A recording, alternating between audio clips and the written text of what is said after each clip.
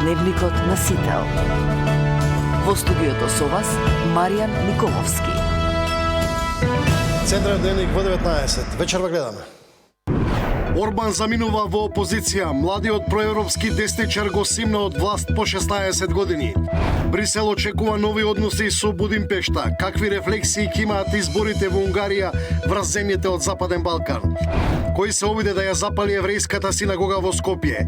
Се повеќе мозочни удари. Одделот за неврологија полн со пациенти. Трамп влезе во отворен конфликт со папата. Кој е ужасен, а кој евангелски необразован?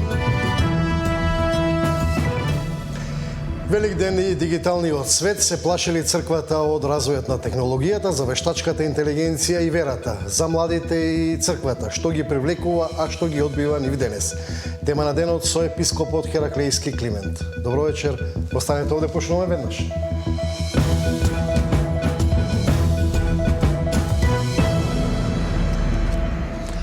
По 16 години власт, Петар Маѓар го симна Виктор Орбан од премиерската позиција.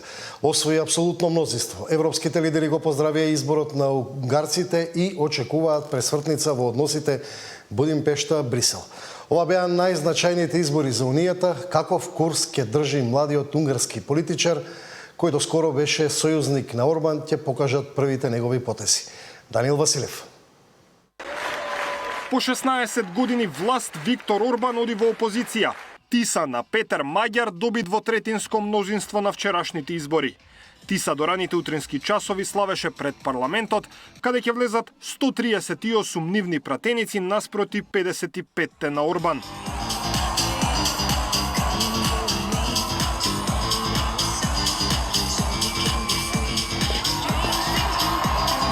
Hogy elhittétek, hogy megváltoztathatjuk a sorsunkat. Köszönöm, hogy elhittétek, hogy a saját történelmünket mi magunk, a magyar emberek írjuk. Köszönöm, köszönöm, köszönöm. Младиот проевропски десничар најави приближување на Будимпешта кон Брисел. A magyar emberek ma igent mondtak Európára, igent mondtak a szabad Magyarországra, igent mondtak arra, hogy képviseljük őket, hogy segítsük őket, hogy rendbe tegyük az országot, mert ez egy magyar kormány, a mindenkori magyar kormány feladata. Орбан го призна поразот. Kedves barátaim, a választási eredmény, bár még nem teljes, de érthető és világos, a választási eredmény számunkra fájdalmas, de egyértelmű, a kormányzás felelősségét és lehetőségét nem nekünk adták. Будимпешта се разбуди со оптимизам. Очекувањата не се преголеми, но граѓаните велат дека ако ништо друго, новото раководство ќе биде различно. Well, so far the government till now was in the side of Russia, the way I see it, in the whole Ukraine war and stuff, and it was trying to get too involved with the wrong people, and there was so much corruption, too much of the bad things, and I don't know. I'm not sure if the new guy is going to be much better, but different for sure. I hope now change and good change, but not only in Hungary, around the world. This is not normal now. We are part of the European Union and we want to stay within the European Union. I felt that we weren't part of the European Union that much, and I really want to be part of the European Union. And so, I travel a lot, so it's very important for Hungarians, I think. Орбан беше поддржан и од Вашингтон и од Москва. Безусловната поддршка која дојде дури и од подпредседателот на САД J.D. Венс директно, кој непосредно пред изборите беше во Будимпешта, според експертите, е јасен знак за влијанието на велесилите врз изборните процеси во државите членки на ЕУ. Well, it is a strong message, the fact that Orban has lost and has lost also very strongly towards the US, towards Russia, towards everyone who had been supporting him. The current Trump administration was strongly supporting him, The visit of Vance to Budapest just before the election was a strong sign of support. So the fact that someone who has been strongly supported by Washington and by Moscow has been defeated and has been hugely defeated in his country is also a signal towards these governments, administrations, that there's a limit in terms of how you can affect elections in the member states. Сега клучното прашање останува како Будимпешта ќе се однесува со Киев и интеграцијата на Украина во Европската Унија. Украинските аналитичари сепак не очекуваат промена од 180 степени. Я не думаю, що Угорщина виступатиме за пришвидшений вступ України до Європейського Союзу, тобто Мадяр не буде адвокатом вступу у 27-му році, але він тут є не одиноким, і є ще ціла низка держав Європейського Союзу, які не бачать Україну у 27-му році в Європейському Союзі аж ніяк, але з обережним оптимізмом говорити про перспективу 30-го року плюс можна говорити. Токму украинското прашање е најважно за германскиот канцелар, кој вели дека сега очекува работите да одат полесно. Was das Thema Ungarn betrifft und die Ukraine, ja, das wird jetzt leichter. Ich bin übrigens auch persönlich sehr dankbar und erleichtert, dass es ein so klares Wahlergebnis gestern in Ungarn gegeben hat mit einer Zweidrittelmehrheit im ungarischen Parlament. Das zeigt, dass unsere demokratischen Gesellschaften offensichtlich doch sehr viel widerstandsfähiger sind gegen russische Propaganda und weitere Einflussnahme von außen auf solche Wahlen.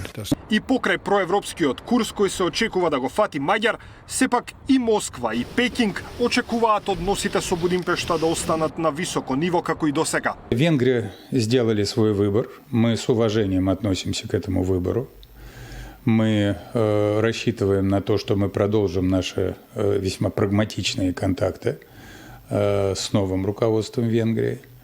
Мы слышали заявление тем более о готовности вести диалог. Разумеется, это будет полезно и для Москвы, и для Будапешта. Какие будут действия нового руководства Венгрии? Ну, наверное, надо набраться терпения и посмотреть. 毛焦尔先生领导的地萨党在匈牙利新一届国会选举中获胜，中方对此表示祝贺。中方高度重视中匈关系发展，愿在相互尊重、平等相待、互利共赢的基础上，同匈牙利新一届政府加强高层交往，增进政治互信，拓展务实合作，扩大人文交流，造福两国人民。Орбан беше лидер со најдолг стаж меѓу земјите членки на Европската Унија. Цели 16 години ја предводеше Унгарија. Победникот на вчерашните избори Маѓар е човек кој излезе токму од партијата на Орбан Фидес и се приклучи на ТИСА, партија формирана во 2020 година. ТИСА направи експоненцијален раст токму со доаѓањето на Маѓар на чело на партијата во 2024. Очекувањата на меѓународната заедница пред изборите беше пат на Орбан, но ретко кој очекуваше дека ТИСА ќе успее да дојде до двотретинско мнозинство. Даниел Василев, Сител телевизија. Аналитичарите прогнозираат дека победата на Маѓар е добар знак за Унијата. Како таа ќе се рефлектира на односите на Брисел со земјите од Западен Балкан? По падот на Орбан, Европската Унија конечно може да здивне. Политичкиот аналитичар Благојче Атанасовски смета дека вчерашните изборни резултати во Унгарија ставаат крај на блокадите во Брисел, а со заминувањето на Орбан, Унијата ја отстранува најголемата пречка за внатрешни реформи и заедничката надворешна политика. Се очекува драстично менување на курсот на унгарската надворешна политика визави внатре во односите со самата Европска Унија, бидејќи на сите ни е јасно дека досегашниот долгогодишен унгарски премиер Виктор Орбан беше така наречената црна овца во самата Европска Унија, бидејќи гаеше и градеше многу блиски релации со претседателот на Руската Федерација Владимир Путин и со самата Руска Федерација и беше така наречен руски вирус во ткивото на самата Европска Унија. За разлика од него, огромниот победник на парламентарните избори, веројатно иден премиер на Унгарија, Петар Маџар, се заложува за изградба на поблиски односи со самата Европска Унија, но ќе видиме дали тоа ќе биде свртување за 180 степени драстично во унгарската надворешна политика или сепак ќе биде градење на некои попрагматични односи со самата Европска Унија. Според Атанасовски, во моментов сепак е неизвестно како доаѓањето на Маѓар ќе влие врз односите Скопје-Будимпешта. Она што е сигурно е дека земјава губи голем поддржувач на македонските евроинтеграции внатре во Унијата, која досега се обидуваше да најде механизми да го заобиколи вето системот, главно за да ја забрзи интеграцијата на Украина, но бенефит може да имаат и земјите од Западен Балкан. Апсолутно нема драстично да влие врз нас во однос на ветото, што се испречува пред Македонија во однос на низините евроинтеграции, а дали ќе влие во односите на Македонија со официјална Будимпешта, тука е знак прашалник, бидејќи и нашата политичка влада, па ако сакате и владата на политички Белград или политичка Бања Лука, на очиглед на сите, гаја одлични политички, економски, бизнис, секаков тип на релации со досегашниот долгогодишен децениски унгарски премиер Виктор Орбан. Ќе видиме дали односите на политичко Скопје со политичка Будимпешта и понатаму ќе бидат во истата насока или ќе имаме промена на курсот од страна на веројатно идниот унгарски премиер Петар Маџар во неговите односи со политичките сојузници на Будимпешта на Балканот. Крајниот исход од оваа промена според Атанасовски ќе покаже дали Европската Унија е подготвена за вистинско обединување и дали ќе искористи шансата за системски рестарт. Деспина Тодоровска, Сител телевизија. Министерот за надворешни работи и надворешна трговија Тимчо Муцунски упати честитки до лидерот на победничката партија на изборите во Унгарија Петар Маѓар. Во својата порака на X Муцунски вели дека граѓаните на Унгарија јасно ја покажале својата насока.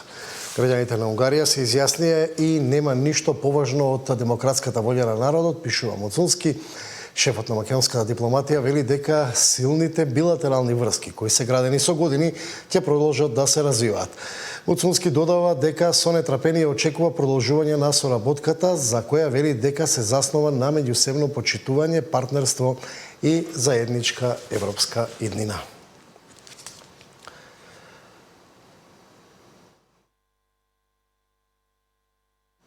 А Петар Маѓар денеска имаше речиси 3-часовна пресконференција на која зборуваше за неговите приоритети.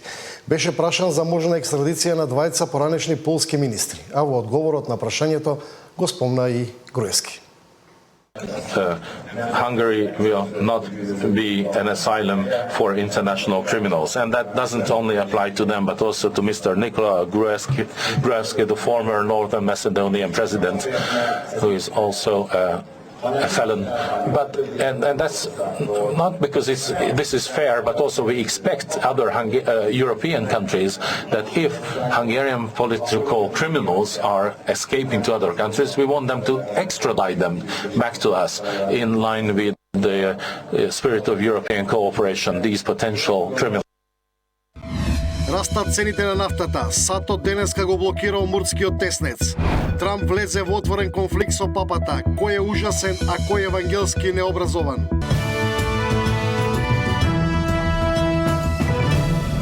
Пропаднатите преговори САД и Иран ја вратија неизвестноста на Блискиот Исток. Цената на нафтата расте. Од денеска блокада на Омурскиот теснец и од војската на САД. Драстичен скок на цената на нафтата за над 7% по неуспешните преговори за крај на војната и најавата на Трамп за блокада на иранските пристаништа. Ако САД го блокираат Ормудскиот теснец, аналитичарите предвидуваат дека цените ќе продолжат да растат и ќе достигнат некаде 120 до 140 долари за барел, што ќе има сериозно негативни последици врз глобалната економија. Дел од земјите веќе почнаа да воведуваат субвенции за да спречат ценовен шок кај граѓаните. Германија најави намалување на данокот кај горивата во следните 2 месеци. We do know that blocking the Strait of Hormuz will have adverse effects, especially for the European and the Asian economy. We now have had the announcement by the German government to actually tackle some of these adverse effects for their economy, namely announcing tax relief for consumers, some kind of subsidies. While this indeed should bring some help for purchasing power of German households, but it should also not close Germany's eyes for having a longer-term strategy, because as much as it is needed to bring some short-term relief, what is even more important is a longer-term strategy to make Germany and also Europe independent from energy imports from elsewhere. Американската војска по наредба на председателот Трамп од денеска попладне најави дека нема да пропушта ниту еден брод кој влегува или заминува од иранското пристаниште. Поминувањето нема да им биде попречено на бродовите чија дестинација или почетна точка не е иранското пристаниште. Strategically, blocking the Strait of Hormuz would give President Trump better cards in the negotiations with Iran because it would completely cut off Iran from exporting oil into the rest of the world. Hence, it would also cut off Iran from revenues based on oil. So that could be positive for the negotiations between the US and Iran.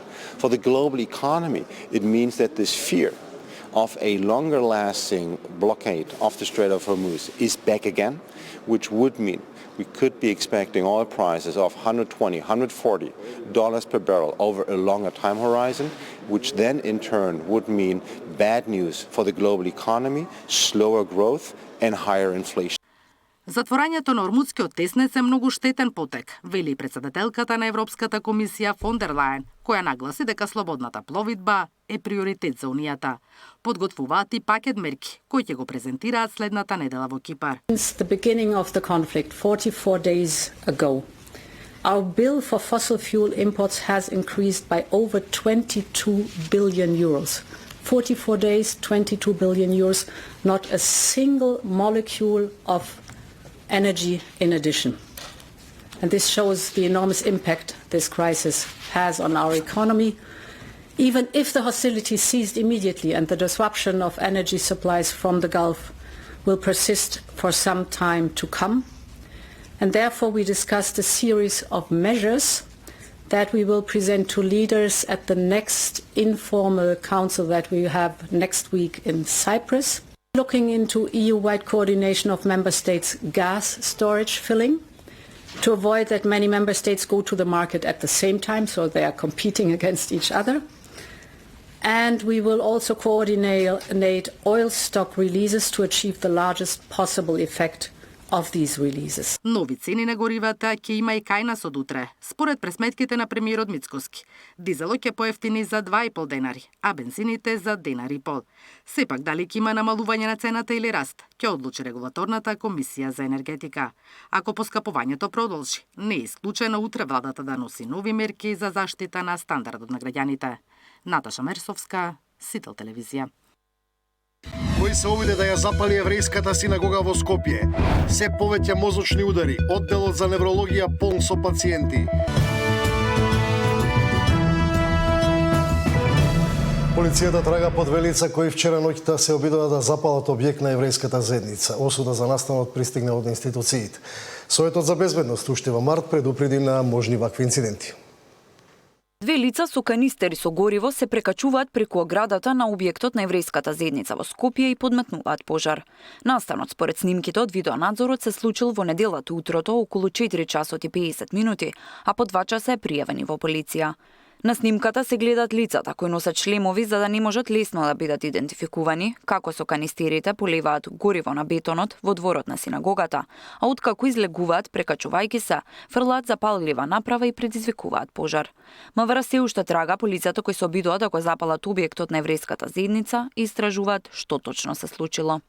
Вчера во 7 часот и 22 минути во секторот за внатрешни работи Скопје ЈЈ пријавил дека на улица Апостол Гусларот во двор од верски објект забележал канистер за гориво и траги од горење. Веднаш по добиената пријава од страна на полициски службеници излезено е на местото на настанот и се превземаат мерки за расчистување на случајот. Председателот на еврејската заедница во Македонија остро го осуди настанот, потек кој вели не се случило од времето на фашизмот. Во писмото на еврејската заедница стои дека со особена загриженост констатираат дека во последниве години се засилуваат појавите на говор на омраза, нетолеранција и опасно поистоветување на евреите со сложените геополитички случувања на Блискиот Исток. Бараат расчистување на случајот. Да се запали една синагога, да се запали една еврејска заедница, тоа е знак на омраза, знак на непочитување, знак кој е многу лош за заедништвото во Македонија. Ние во Македонија живееме еден мирен живот, еден соживот со сите вери и почитуваме сите различности. Нас ни изразија подршка многу светски организации и сите верски лидери од Македонија. Така да ја искрено се надевам дека овој чин на омраза нема да се прелие во некоја нетрпеливост и верска нетолеранција. Амбасадорката на Израел објави фотографии од изгорената врата и дворот на синагогата. На платформата X напиша: длабоко вознемирувачки антисемитски инцидент во Северна Македонија. Прв од 1945 година. Удира врз самите вредности на соживот што ги негува еврејската заедница. Стојам со заедницата и верувам дека надлежните органи ќе постапат брзо за да ги изведат одговорните пред лицето на правдата, напиша таа. Советот за безбедност уште во март предупреди дека синагогите и објектите на еврејската заедница може да бидат под потенцијална закана, а председателката Гордана Силјановска-Давкова подоцна изјави дека од надлежните институции била информирана дека овие објекти се под заштита и контрола. Тамара Дичевска, Сител телевизија.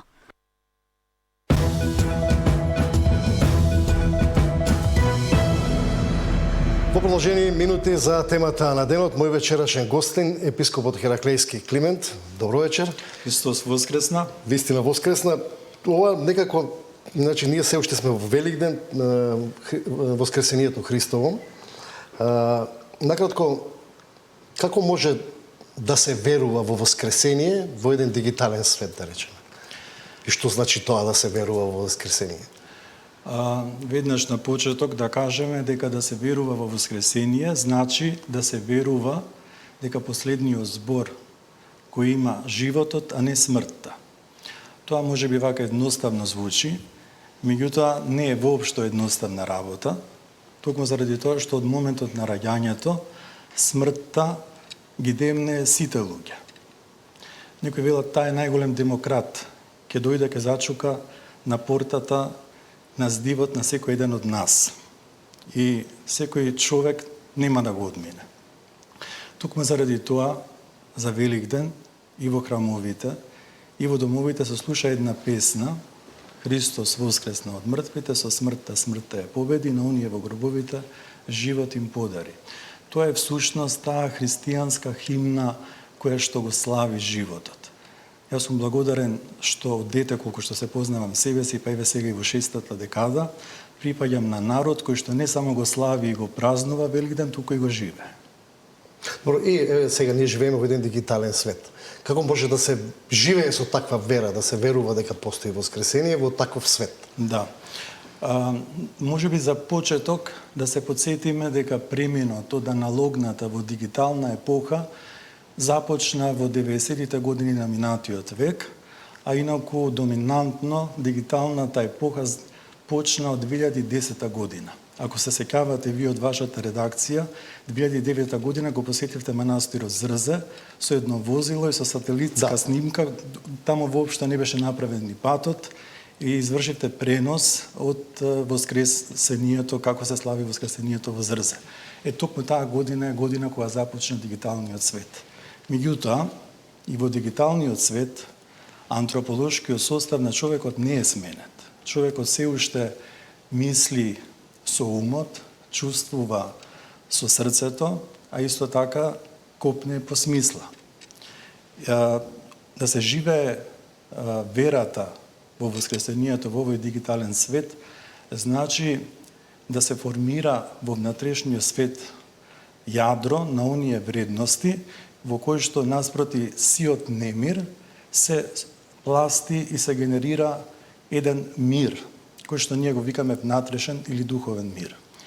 Бидејќи работата ми е таква, и самиот сум многу често изложен на какофонијата на овој информативен немир, и самиот некако се обидувам редовно да ја користам терапијата, а тоа е мирот на благословените заедници, за нас монасите манастирот, за вас вашето семејство, и терапијата на она што оците го нарекуваат лек на безсмртноста. Тоа е причеста која што се уште е тајна во црквата. Нашата епоха, дигитална, успехот го мери со технолошките остварувања, меѓутоа, за жал, во однос на етиката, бележиме пат. И токму заради тоа ни е потребно, за да се соочиме со овие проблеми, да се научиме на умереност, на мерка, бидејќи само таа духовна дисциплина и тоа исцртување на границите може да ни помогна да се соочим, да сочуваме верата во дигиталниот свет.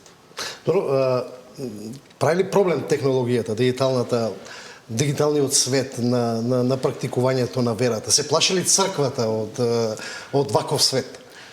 Значи, не се плашиме, но секако дека ако трезвено размислиме, технологијата може да создаде проблеми доколку не се ползуваме во мерка, во умереност и доколку допуштиме истата да завладее со нас.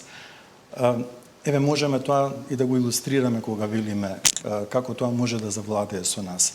Па веќе забележуваме овие симптоми на завладување на технологијата со нас ги забележуваме во дистракцијата, во расеаноста, во губењето на вниманието, во површните релации, во постојаното скролање, во заслепеноста во екраните. Наспроти ова, со кое што е проблем кај мојот современик, верата не учи на едно внимание, на едно градење на заедница, на едно присуство. И токму заради тоа, знаеме дека многу често технологијата знае да не оттурне од овие вредности, но мора да се признае дека проблемот не е во самата технологија, туку е во начинот на нејзиното користење. Човекот не смее да изгуби битката со машините.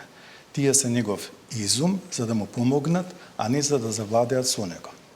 Добро, и сега, например, имаме поголем развој на таа дигитална технологија, имаме вештачка интелигенција. Так.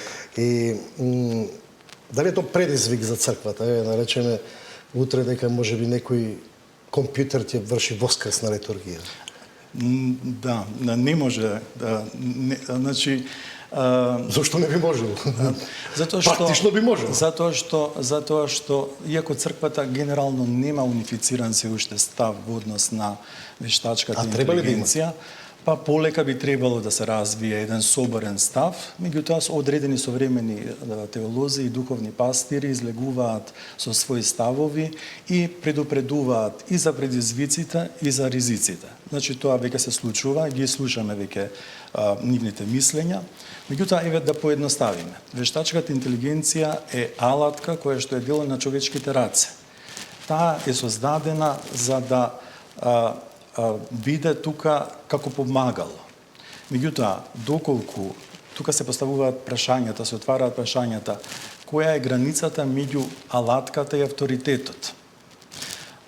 Кои се последиците од начинот на употреба? Секогаш оној што ги користи, треба она што го бара од вештачката интелигенција да го авторизира. Има ли доволно капацитет? Инаку опасноста дали вештачката интелигенција може да креира дигитален свештеник, проповедник на верата, воопшто не загрижува, бидејќи тоа апсолутно не е возможно. Тоа не е возможно. Меѓутоа, ползувајќи пак со вештачката интелигенција, тука се отвараат прашањата за достоинството на личноста, за заедницата, за духовните вредности. И ако се пристапува така, може да се забележи дека во однос на одредени процеси, како што се спомнаа веќе, во образованието, во комуникацијата, во дигиталните библиотеки, во преводите, и такако може да се најде на помош. Меѓутоа, исто така знаеме дека вештачката интелигенција знае да направи прилично проблеми. Користат ли свештениците, владиците вештачка интелигенција да напишат проповед, да речеме? Па некои можеби користат. Не знам, не сум се информирал многу за тоа, меѓутоа доколку служи како помагало и како еден вид на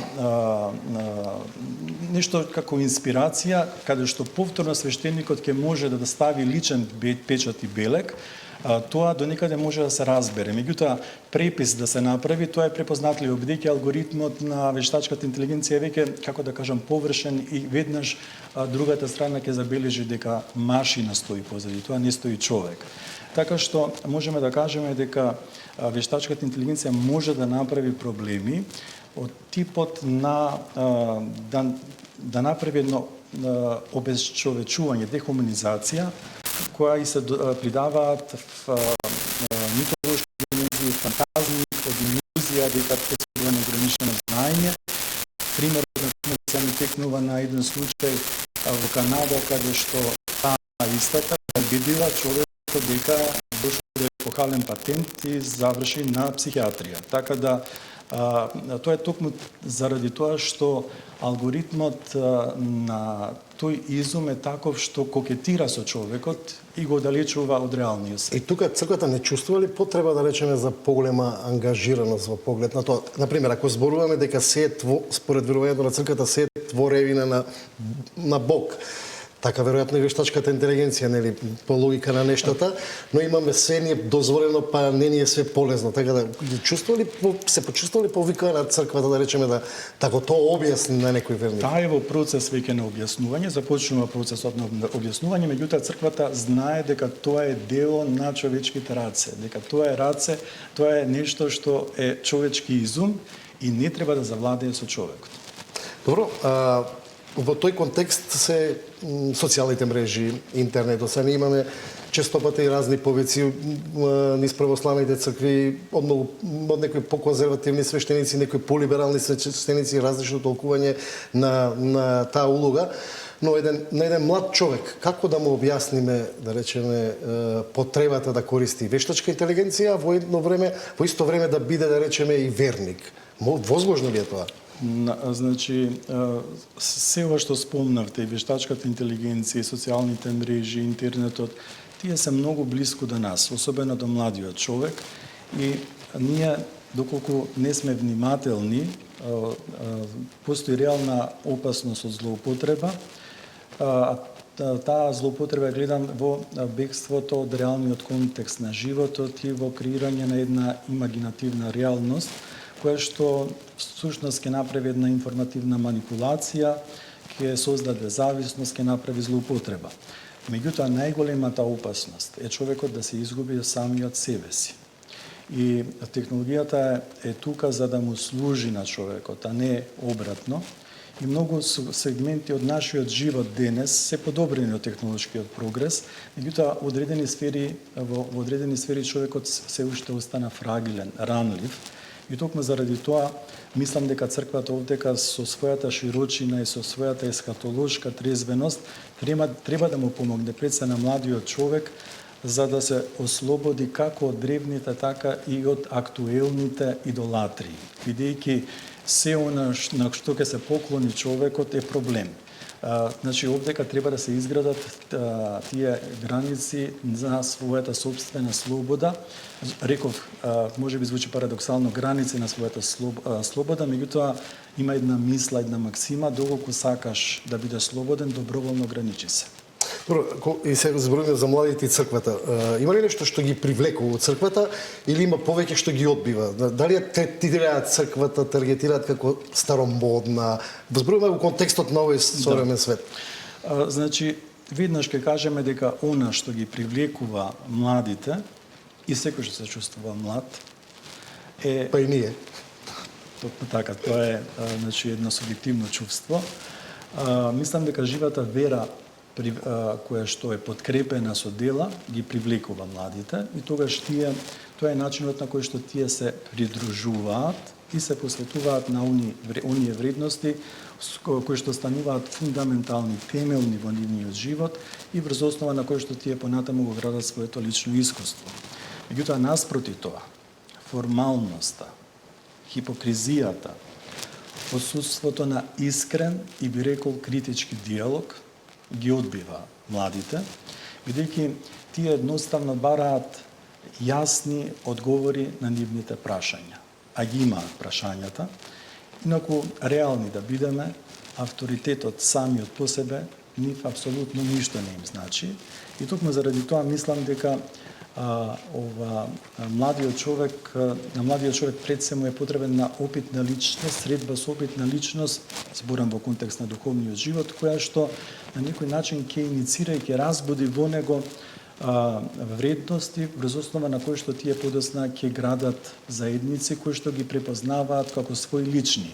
И тие благословени заедници кои што ние црквата ги кажува често, тоа е онаа семејна заедница, а исто така видовме дека во почетокот на 90-те години се обнови монашкиот живот во нашата црква, токму тоа пред се со млади луѓе, така да мислам дека познавајќи ги, разговарајќи со нив, тие немаат илузија и не бараат идеална и совршена заедница, па во тој контекст и таква црква, туку бараат црква во која што ќе го живее она во што самата верува. Можно ли е таква црква? Па ние навистина сакаме да стигнеме, тоа е нашиот идеал. За крај, ваша една порака до нив, да речеме, во контекст на тоа како да бидат поблиски. Значи, денес забележуваме дека нашиот свет во кој што живееме е свет кој што станува се побрз, подинамичен, се понеизвесен и опасноста од тоа да се изгубиме себе си е реална. Воскресението не поучува дека секогаш постои нов почеток и не само преку достигнувањата во технолошкиот свет, туку и преку здравата духовност која што ја негуваме во нашиот натрешен свет, потребно е да се гради, би рекол, еден етос и да стекнуваме едно наше лично искуство во животот, кое што наспроти сите предизвици со кои што, па би рекол, дури и трауми, да ја негуваме таа вера, како што спомнавме на почетокот, дека последниот збор го има животот, а не смртта. Тоа имам како порака да говорам. Благодарам за ова гостојање.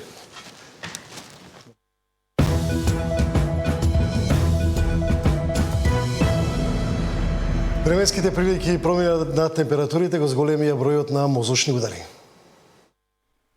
Зголемен број на мозочни удари и полни оддели на клиниката за неврологија. Една од причините се променливите временски услови кои најмногу влијаат кај лицата со хронични заболувања. Лекарите со предупредување. Симптомите доаѓаат ненајавено, секунди одлучуваат, а секое доцнење ја намалува шансата за закрепнување и го зголемува ризикот од трајна инвалидност. Во периодот кој што изминува веќе и во периодот на празниците, зголемена инциденцата на пациенти со мозочни удари. Сето тоа допринесува и променливото време, бидејќи самите температурни разлики доведуваат до појава на мозочни удари. Знаеме дека зачестеноста на истите при вакви временски услови е зголемена. Во однос на клиничката слика, таа варира од пациент до пациент. Има и пациенти, се разбира, и со најтешка клиничка слика, има и пациенти со полесна клиничка слика. Пациентите овој период хоспитализирани на неврологија со мозочен удар се повозрастни. Но како што велат лекарите, никој не е целосно заштитен. Сепак, ризикот е многу поголем кај лица кои веќе имаат висок крвен притисок, диабет и кардиоваскуларни заболувања. Првенствено да се зема препишаната редовна терапија, да се контролираат ризик факторите и да се следат препораките на докторите. Дополнително во вакви празнични моменти, да кажеме, треба да се внимаваме и на исхраната, поготово на пациентите кои што предходно постеле, па сега наеднаш конзумираат помрсна храна. Сето тоа може да биде ризик за да се случи мозочен удар. Мозочниот удар не оди со најава, туку напаѓа и прашањето е само дали ќе реагираме навреме. Неможност за говор и фатеност во рака или нога се само дел од симптомите за кои веднаш треба да се побара лекарска помош. Сања Димитровска, Сител телевизија. Лани имало над 800 сообраќајни несреќи со пешаци, 22 лица го загубиле животот. Минатата година во државата се регистрирани над 800 сообраќајни незгоди во кои учествувале пешаци. Од нив 22 лица го загубиле животот. 91 се здобиле со тешки телесни повреди, а 600 со полесни повреди. Со цел подигање на свеста кај сите учесници во сообраќајот, а посебно кај пешаците, лискиот совет за безбедност на сообраќајот на патишта, во соработка со Министерството за внатрешни работи, започна кампања за зголемување на безбедноста во сообраќајот. Целта на ваквата кампања е да укаже на сите учесници во сообраќајот, особено пешаците, како најмасовна и најзагрозена категорија на учесници во сообраќајот, да ги почитуваат сообраќајните правила и прописи, и возачите да се придржуваат кон обврските кон пешаците, се со цел да имаме поголема безбедност во сообраќајот на патиштата. Статистиката покажува дека една од најранливите категории се повозрастните граѓани. Лани од 22 загинати, 15 биле на возраст над 65 години. Ова беше аларм на Републичкиот совет и Министерството за внатрешни работи да покренеме во рамките на неделата на пешаците да одржиме превентивно едукативни предавања со оваа популација на граѓани како најзагрозени учесници во сообраќајот,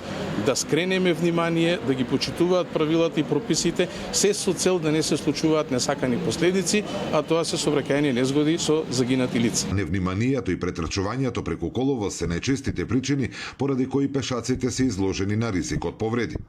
Превентивно-едукативните активности се реализираат во сите градови во државата во рамки на неделата на пешаците.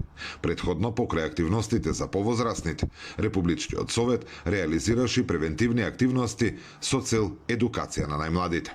Зоран Ѓорѓиев за Сител телевизија. Охридските угостители и оваа година ќе имаат проблем со персонал. Пред почетокот на сезоната ангажираат сезонски работници од други градови и средношколци.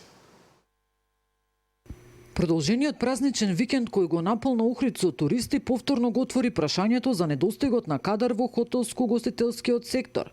Угостителите и персоналот го надополнуваат со сезонски работници од другите градови од земјава и средношколци, бидејќи голем дел од обучениот стручен кадар заминува на работа надвор од нашата земја. Важен третманот на младите, значи каков третман ќе имаат во кај менеджментот во туристичкото стопанство и сето тоа поврзано така дава определена перспектива, затоа што кадарот што излегува се поуспешен и поуспешен е. Ако не би бил успешен, тој не би бил успешен и за странските менаџери. То значи дека и за нашите менаџери треба да биде тој кадар успешен. Според добрите познавачи од областа на туризмот, стручното образование игра важна улога во формирањето на квалитетен кадар кој брзо може да се интегрира во работниот процес. Една од можните солуции е токму дуалното образование, кое ќе овозможи таа млада популација порано да се вклучи во туристичките активности. Тоа како капацитети го имаме во средното училиште до некаде во на факултетот за туризам и угостителство кој работи на во рамките на нашиот регион. Меѓутоа треба да размислуваме и за тоа дека постои флуктуација на работната сила и дека денес се отвараат нови перспективи во смисла на ангажирање на кадри. Иако платите во туристичкиот сектор пораснале, познавачите велат дека квалификуваните работници одамна заминале на работа во европските земји, а останатите ја чекаат летната сезона во Хрватска. Нина Аритоновска, Сител телевизија.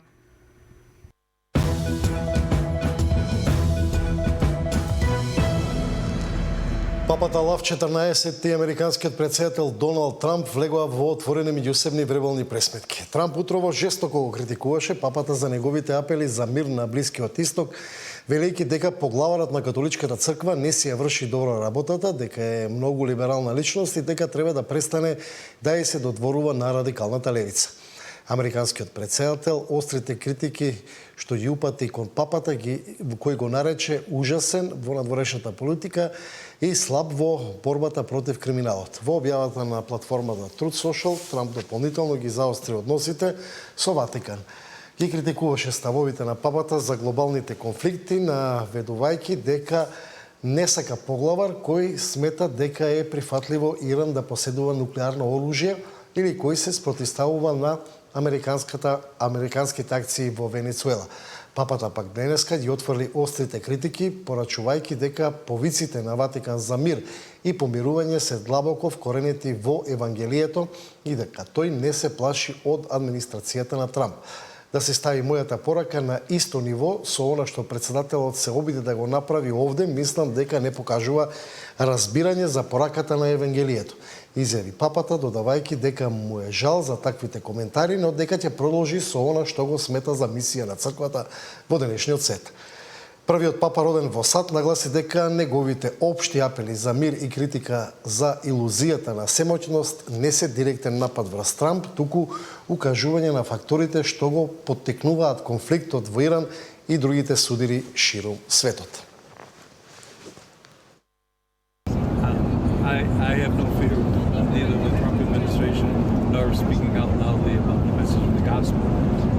And that's what I believe I am called to do, what the church is called to do. We're not politicians. We're not looking to make foreign policy, as he calls it, with the same perspective that he might understand it. But I do believe that the message of the gospel, blessed are the peacemakers, is a message that the world needs to hear today. И тука е крајот на Централниот дневник. Следните вести се во 20